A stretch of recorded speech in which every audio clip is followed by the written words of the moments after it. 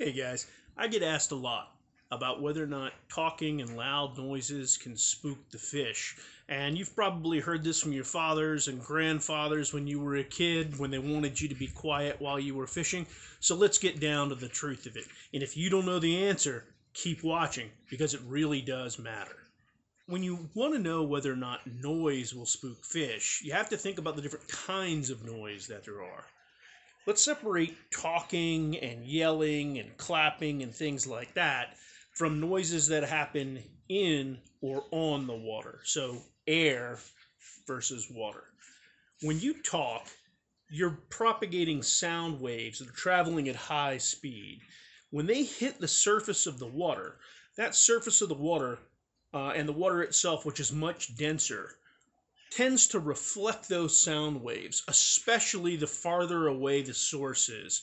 You might remember this from high school or junior high geometry.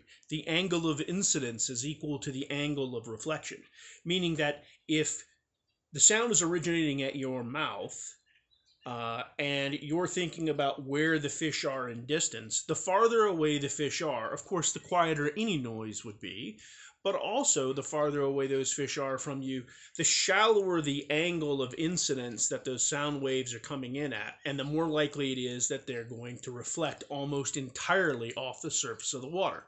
If you're talking, or you're clapping, or you're making some other kind of noise like this, fish directly at your feet might be able to hear a little bit of that, but beyond, say, 5 or 6 feet, they really can't hear any of the noises that you're making in the air.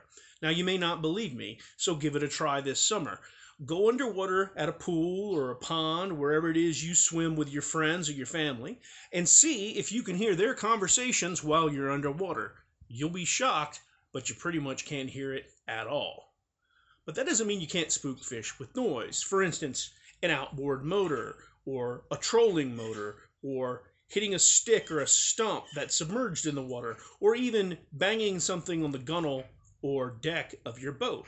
Because in each of these four cases, what's going to happen is you're directly interacting with the water, more or less, and you're going to propagate sound waves in the water with all four of those actions. That can indeed spook fish, and it's important that you think about this.